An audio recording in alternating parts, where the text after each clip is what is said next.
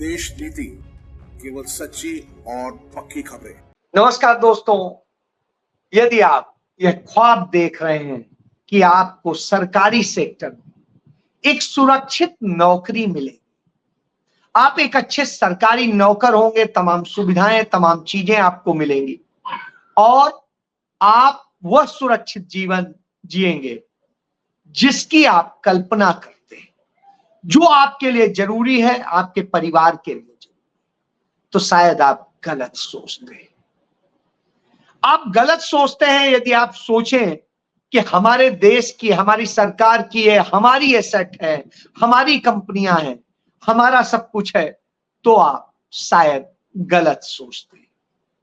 जब यह सब कुछ हो रहा हो, उस वक्त यही सवाल आता है कि आखिर इस तरह से हो क्यों रहा है।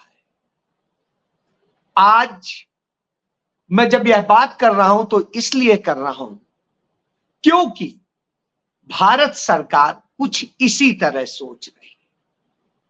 चुनाव के दौरान राहुल गांधी ने न्याय की बात की थी, उस न्याय की बात की थी जो युवा न्याय की बात थी, उस न्याय की बात की थी जो सामाजिक न्याय की बात थी और इस देश के सामाजिक भागीदारी की बात थी। लेकिन आज हालात बिल्कुल उलट है। कांग्रेस की सरकार राहुल गांधी की सरकार नहीं बनी, वो नेता प्रतिपक्ष बन गए।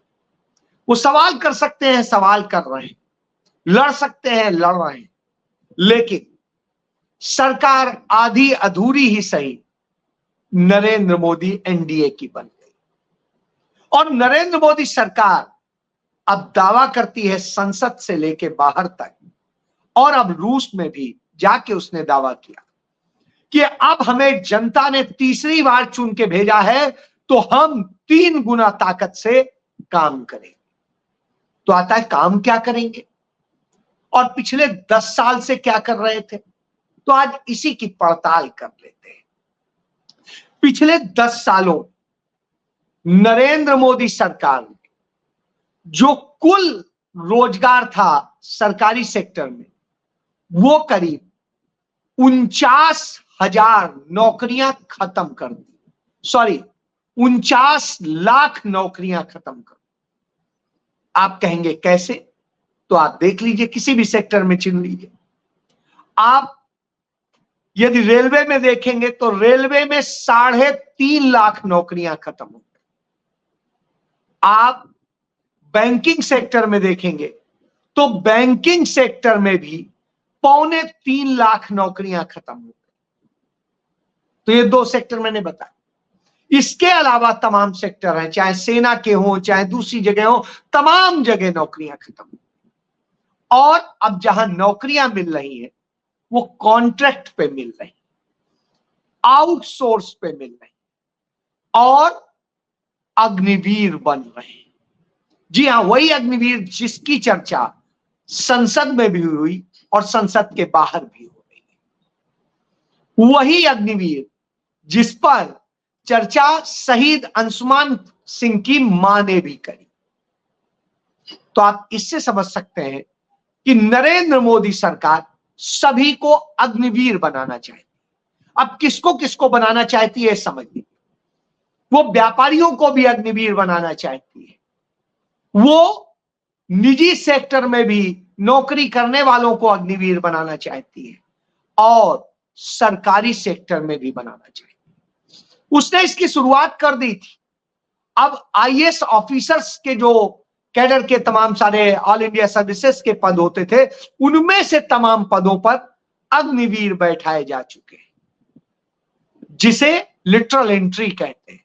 उसके जरिए सीधे डायरेक्टर लेवल पे, डिप्टी सेक्रेटरी लेवल पे, ज्वाइंट सेक्रेटरी लेवल पे और इस लेवल पर लोगों की भर्तियां की गई और वो भर्तियां जिस तरीके से हो रही वो आप देख सकते हैं। तो वैसे ही है कि इतने दिन का कॉन्ट्रैक्ट है, इतने साल का कॉन्ट्रैक्ट, ये सुविधाएं मिले उसी तरीके, क्योंकि इससे सरकार अपनी लाइबिलिटी से बचना चाहती, जिम्मेदारियों से बचना चाहती।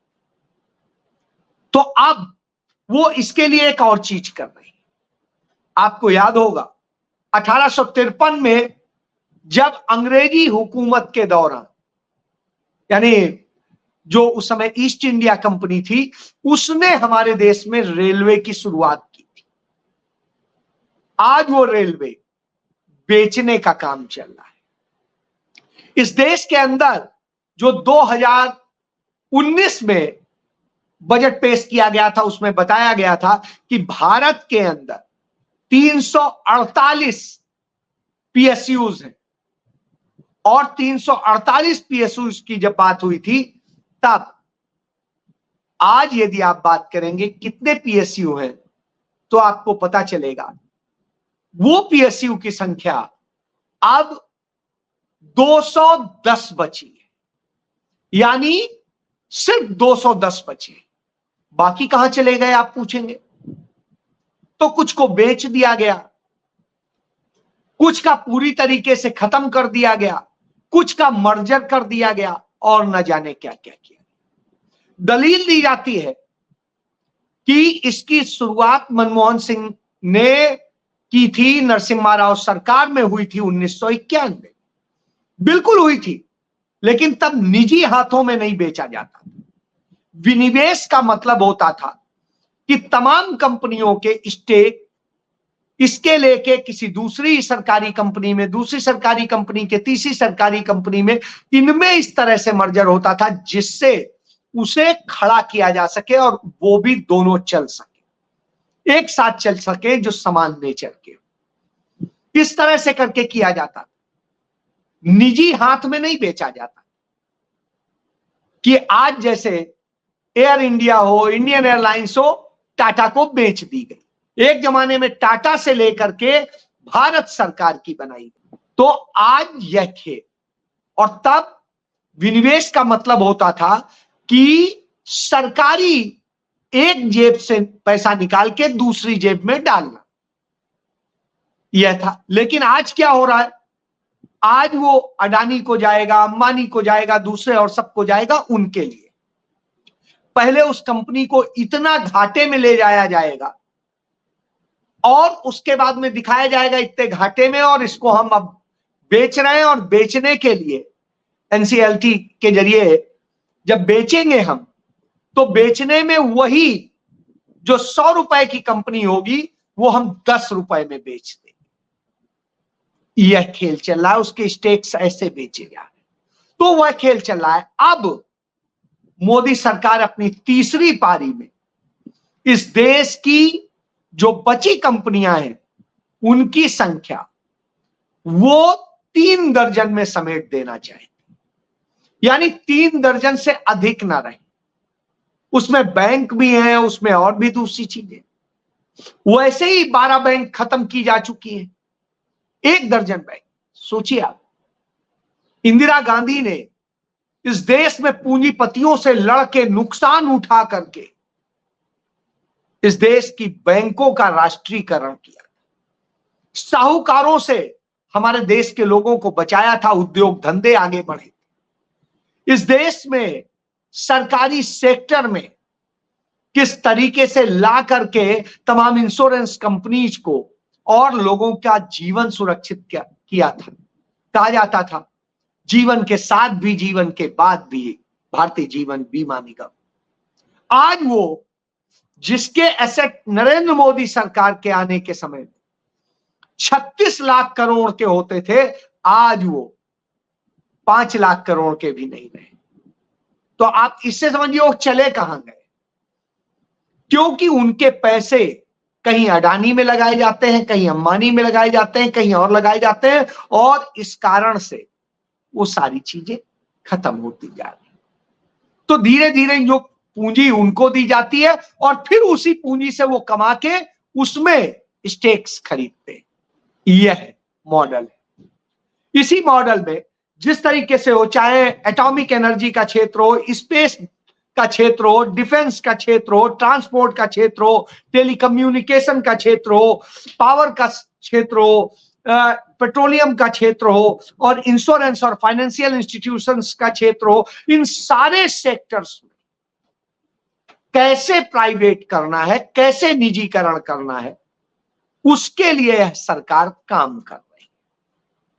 यह सरकार तमाम इंटरप्राइजेस को जो भारत सरकार के हैं, केंद्र सरकार के, उनको खत्म करने की दिशा में चल, और इसके साथ साथ जहां जहां भारतीय जनता पार्टी शासित शासन है तमाम राज्यों में, वहां पर भी इस पर काम चल रहा।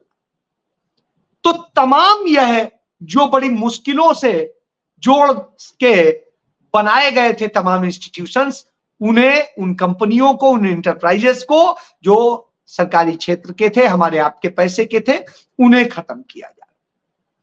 यानी यहां आपकी नौकरी का खेल खत्म है। अब जहां जहां आपको नौकरी मिलती है, मान लीजिए आप रेलवे की बात करें, रेलवे में एक उदाहरण देता हूं। 2019 में पोस्ट निकली भर्ती के लिए, एडवर्टाइज हुआ, लोगों ने उसकी भर्ती के लिए, डी ग्रेड की पोस्ट थी, उसमें कहा गया एक टेस्ट होगा और उसके बाद में लोग तैयारी करें।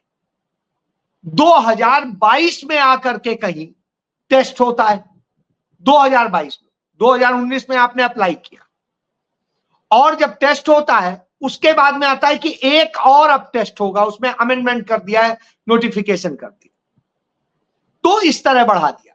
अब जब 3 साल कोई पद खाली रहता है तो उनमें तमाम पद एबॉलिश हो जाते हैं, तो उससे बहुत से पद खत्म होते हैं। तो इस तरह से करके सरकार ने नौकरियां खत्म की।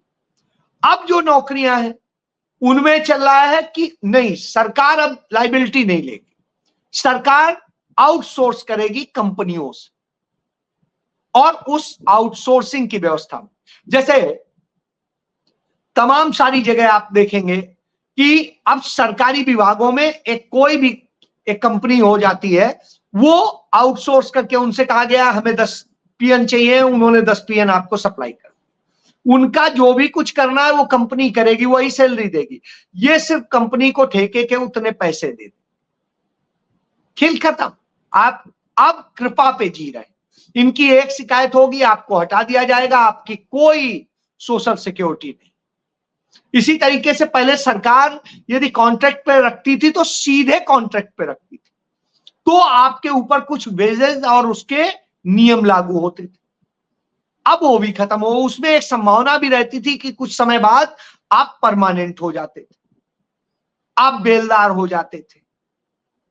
आज वो सिस्टम बिल्कुल धीरे धीरे खत्म कर दिया है।